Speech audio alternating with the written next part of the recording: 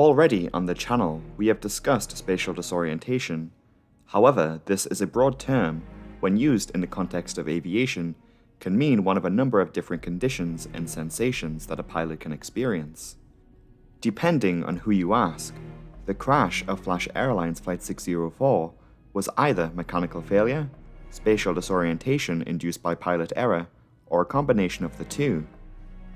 The investigation would give no clear indication as to the cause and remains disputed. Regardless, what caused this Boeing 737 to crash just moments after takeoff? What possibly could have gone wrong so quickly?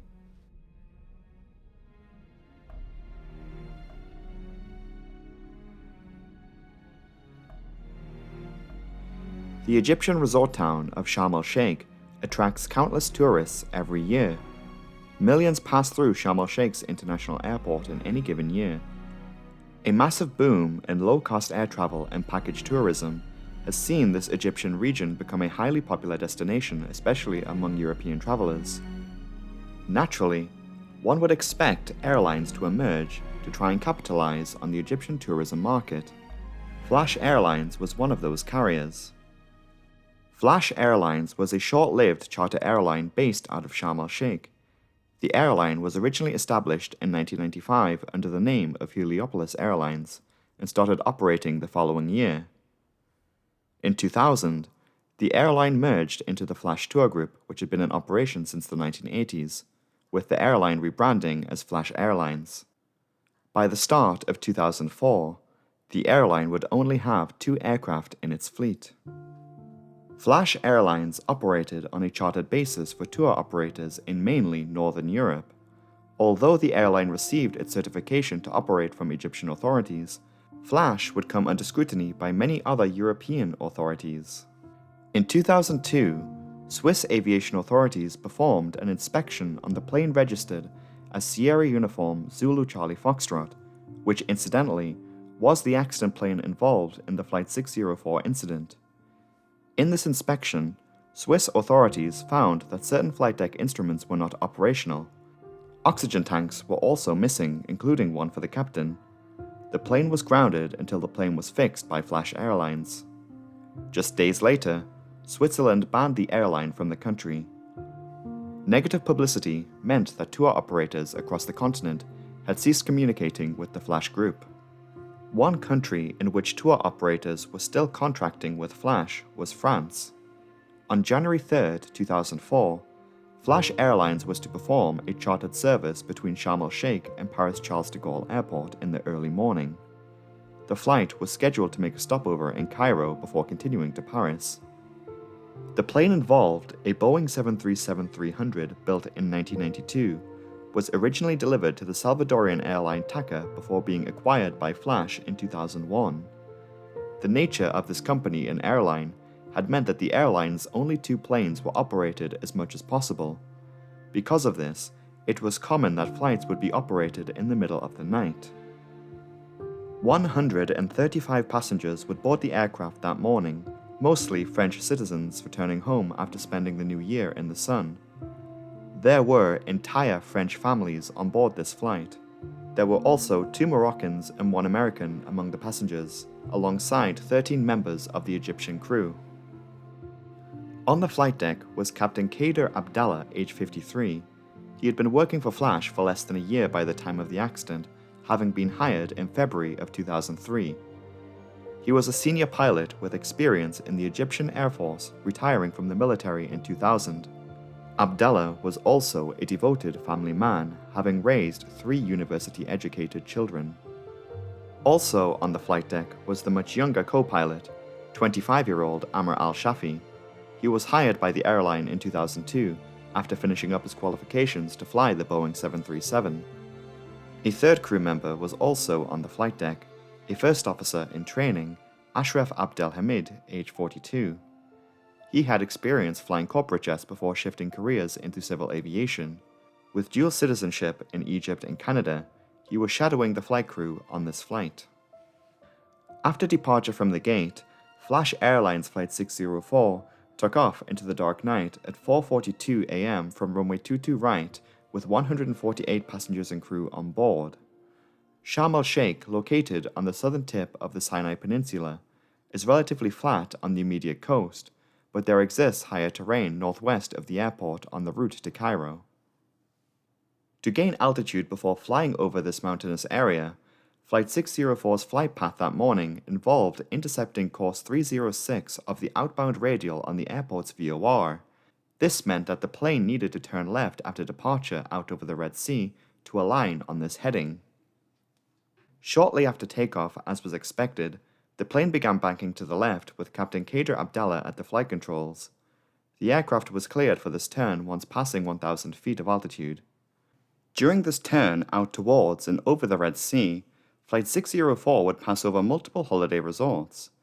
The then British Prime Minister Tony Blair had been staying in one of these resorts, prompting calls by the media following the accident that premeditation in the form of terrorism played a role, although this would later turn out to be incorrect.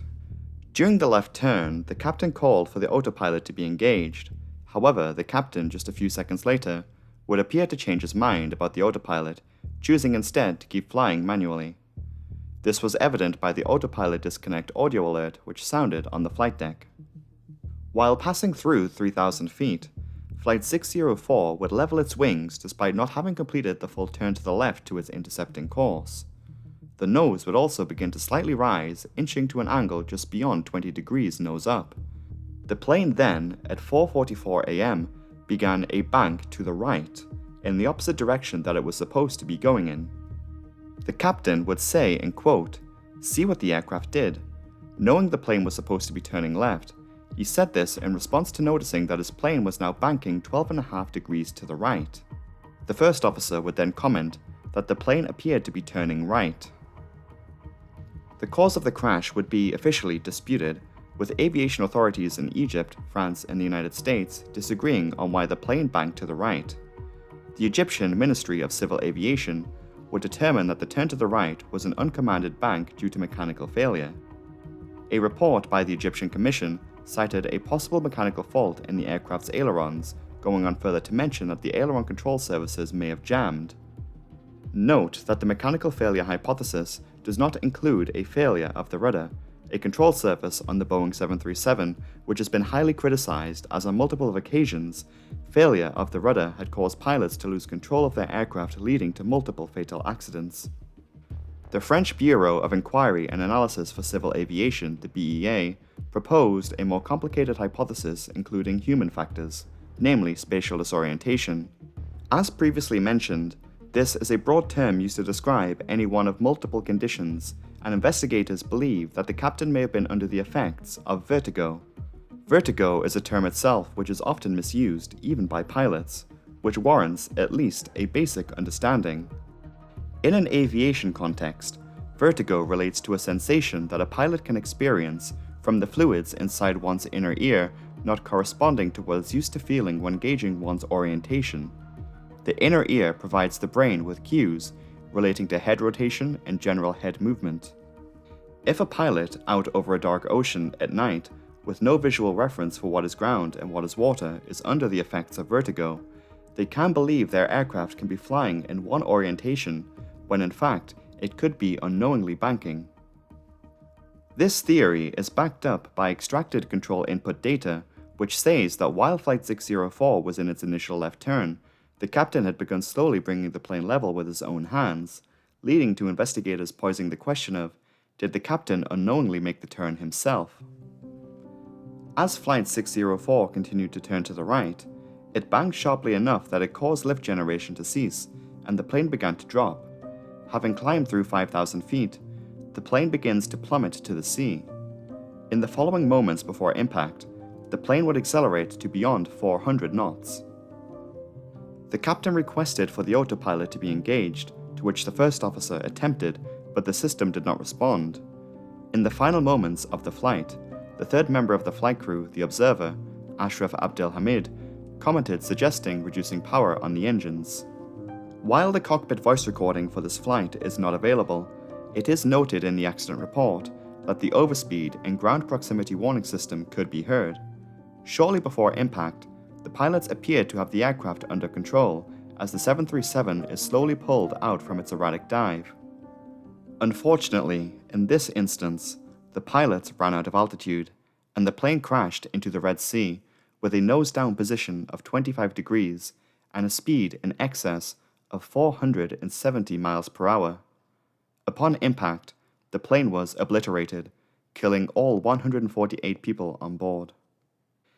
In the aftermath of the accident, attention would be drawn to the fact that Flash Airlines did not provide the flight crew with adequate training, especially in the area of crew resource management. Some investigators believe that the first officer, being as young as he was, did not want to challenge his very senior captain, noting that the first officer could have taken control of the plane himself but chose not to intervene.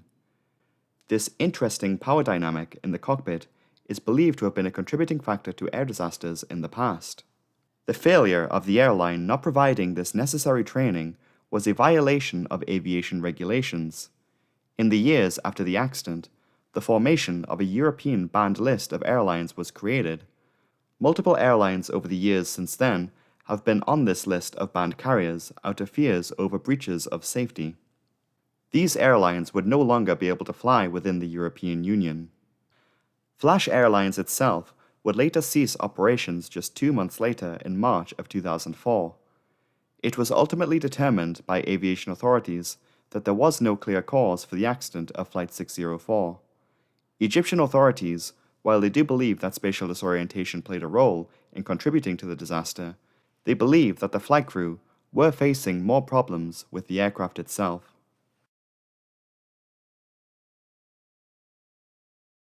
Hello everyone. Thanks so much for making it to the end of another video. If you found this video to be interesting, be sure to subscribe as there is a new video every Saturday. We might be having a change in the upload time on Saturdays next week, possibly bringing it forward a few hours. We'll see how it goes. But in the meantime, it is that time of the week again to thank my patrons once again for their continued support. If you would like to get your name featured here or read out at the end of the next video, along with getting 2 days early access on all new videos, you can join the Disaster Breakdown Patreon from £3 per month, and the link to that will be in the pinned comment below. So a thank you to my £5 tier patrons, Aidan Montgomery, Derek Bean, Hector Palmatellas, Jugis, a new joiner, Ken Zachman, Kevin Connors, Christy, Leon Sant Jennings, Marie Innes, MG, Pac-Man7, Panic Chicken, Surya Melody, So FP, and Sue Shoes. A big thank you to my generous £10 tier patrons for their incredible support: Alex Keller, Ann Sid, Daniel Hendricks, D. Rogers, Mike Milton, Side Effect, Robert Hamilton, Roger Mayer, and Where Are My Cheetos? That is it from me this week. I hope you have a great day, and I will see you next week. Goodbye.